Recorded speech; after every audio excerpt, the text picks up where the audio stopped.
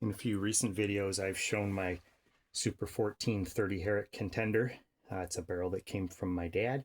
I shoot this one in big bore unlimited any sight IMSA silhouette. And if you've been following along in the videos, you'll know that I've been chasing some variation in velocity with some of my 30 Herrett loads. And I started to troubleshoot that. I started out experimenting with powders. Like many 30 Herrett shooters, I was originally running IMR 4227. Did pretty well with that, but I found that my accuracy wasn't quite where I wanted it. So I started looking at other things, and over time I've tried 4198 worked real well. I was seeing some velocity variation there. Some of that I attributed to temperature, and looked at that a little closer, started playing with some other stuff, and I've stumbled upon Accurate 2015. And Accurate 2015 has by far been the best combination of accuracy and consistency, but not really to my liking. I would get pretty decent performance, around 11 or 12 feet per second standard deviations. But every once in a while, I'd have a wild velocity that would really mess up the extreme spread, sometimes on the order of 100 feet per second difference or whatnot.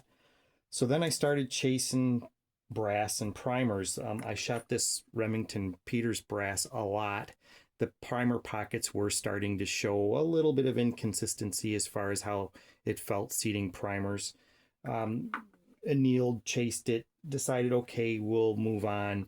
I made some new 30 Herrett brass out of, I believe it was Federal brass, but that's in a different barrel, so I haven't tried that in this barrel.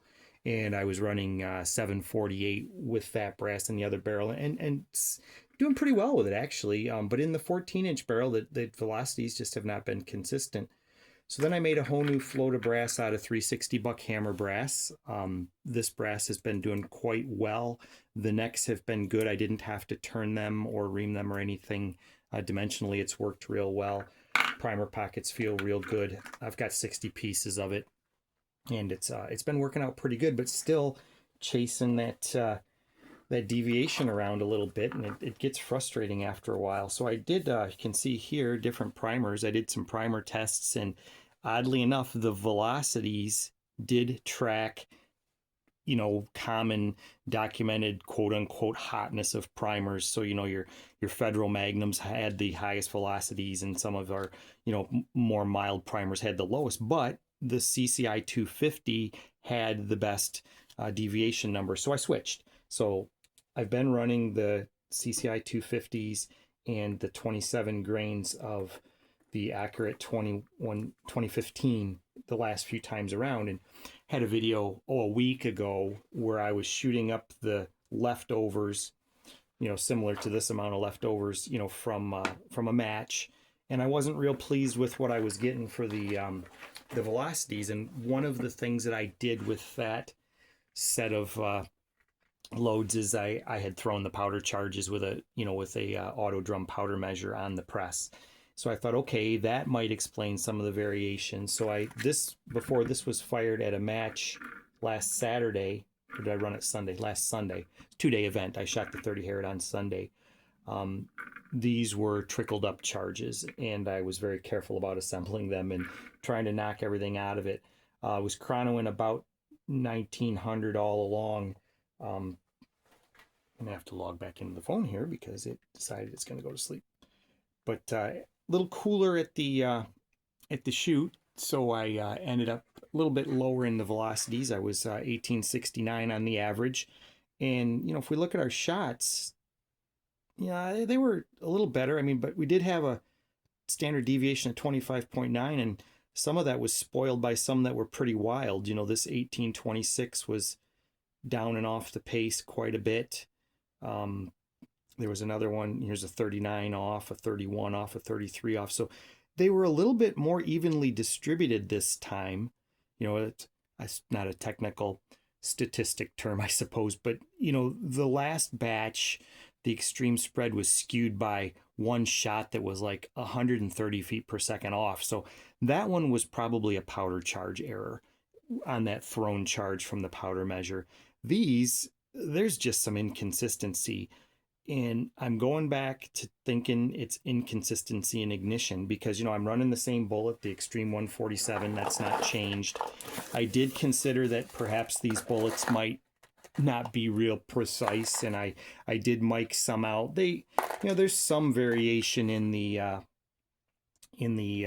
diameter and weight, but I mean, I don't think it's horrible.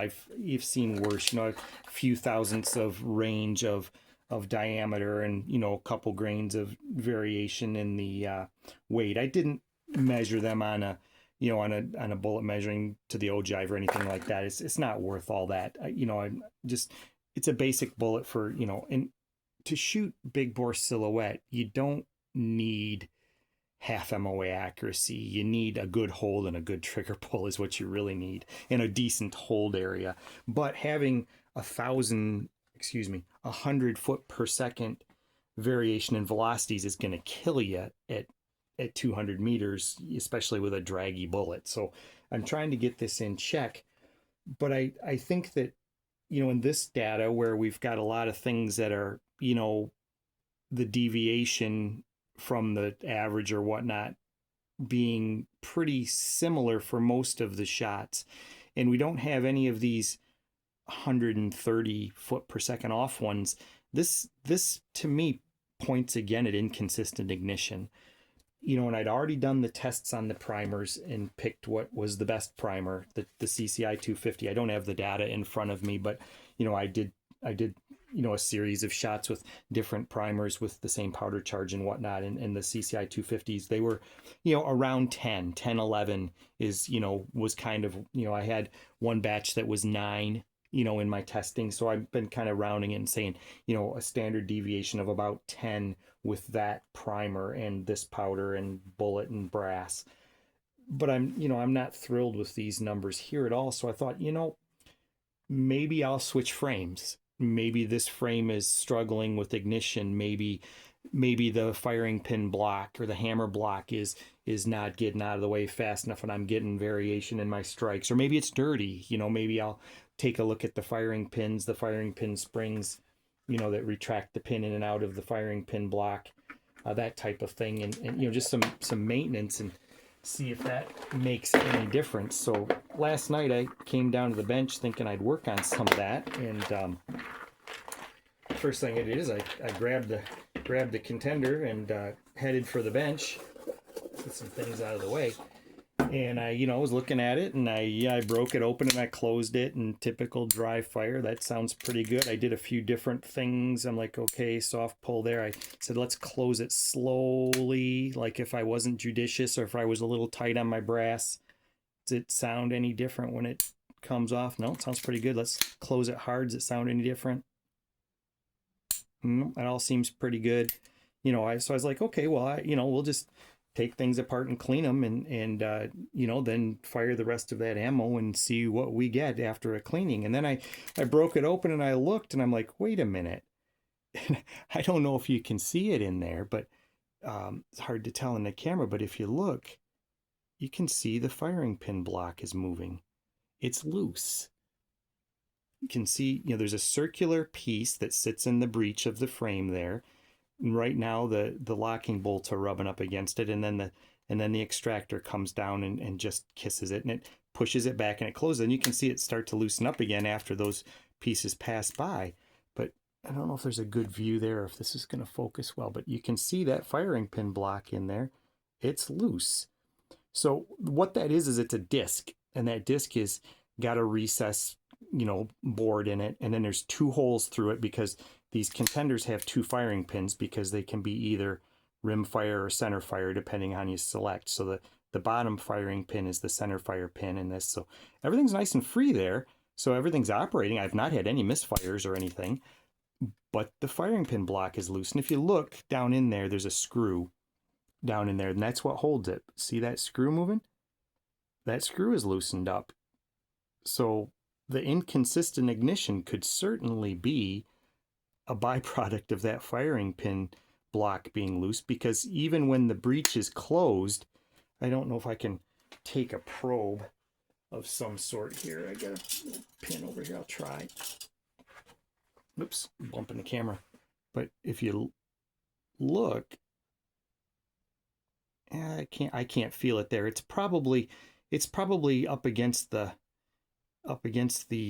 ejector or whatnot. But you know, that I don't know how free it is to float right now with things closed. Now this I can't measure it right now because the scope base is on there. The breach to the block on this one, or typically, you know, you can measure that with a feeler gauge and do your headspace calculations based on it, because you can shim the block out to change the headspace if you've got a chamber that is particularly deep and you have, say you're shooting factory ammo and you can't size your brass to fit tightly, you can actually shim beneath the firing pin block to tighten up the headspace.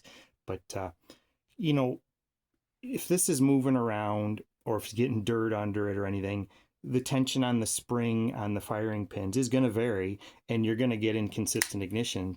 And you know, contenders aren't exactly the best for consistent ignition in the first place.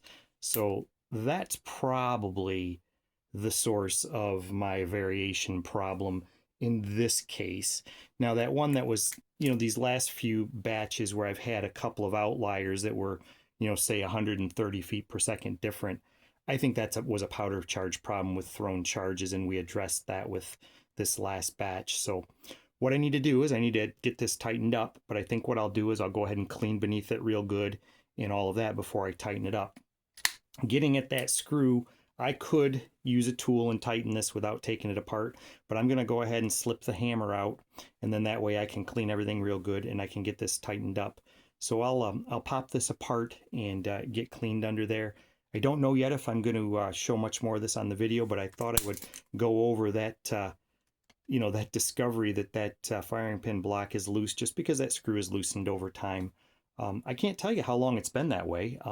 I've been fighting some velocity issues on this particular frame and barrel combination for quite some time, and I don't remember the last time I've had the barrel off the frame. When I don't do a huge cleaning regimen on this barrel. Usually after, you know, each time I take it out, I run a few dry patches through it. You know, the bore stays pretty clean on this one, so I usually just, you know, clean any residual stuff out of it and run a couple dry patches through it. But I don't always take the barrel off the frame to do that. I usually just, you know, I have these sandbags that I use for working on them, and I you know, I set it on there and I run a patch in and out of it. But I'll go ahead and pop this apart and get that out of there, clean under it, and get it tightened back up.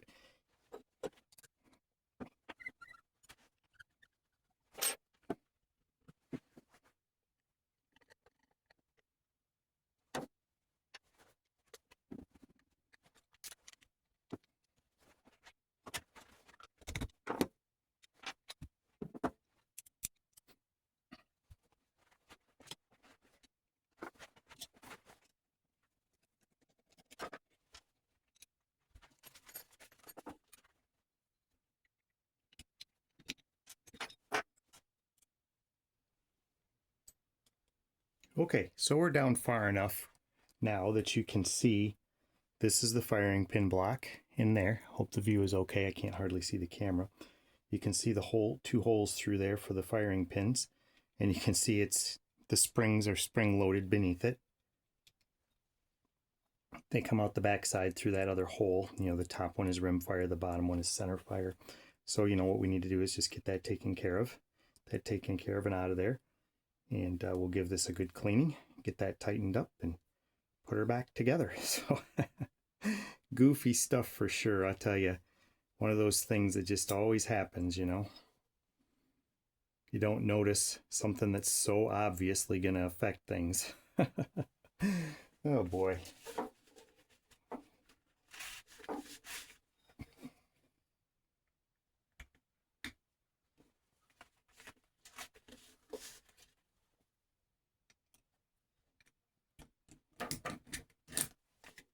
There's the spring.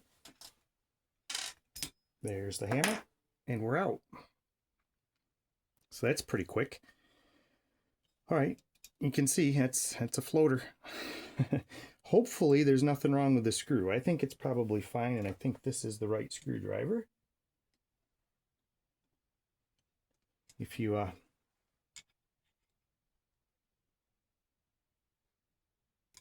actually that one is not the right. I thought it was the right one. I'll use something smaller. Let's see. I might have to go to a bit rather than that. How does that one compare? That one's pretty fat.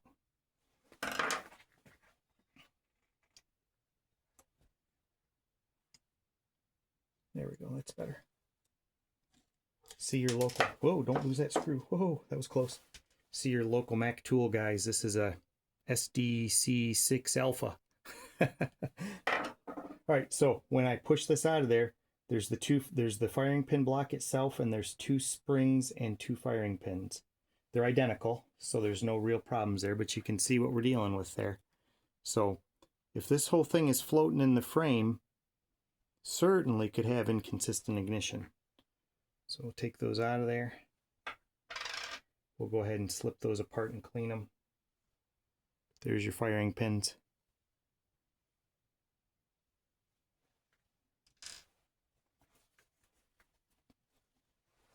And there's the firing pin block. I don't see anything wrong other than the fact that it was loose. We'll put that all back together. And I think that will certainly help our inconsistent velocities. I'm guessing that it's probably affecting the firing pin strike on the primer. We'll get down in there with a couple of cleaning tools and get that taken care of and get it all put back together. And once I do that and get it all put back together, I'll have to get it out to the range and see if that makes a difference. That may be in a different video. So there you have it. Loose firing pin block might be part of our variation in velocity. Thanks for watching.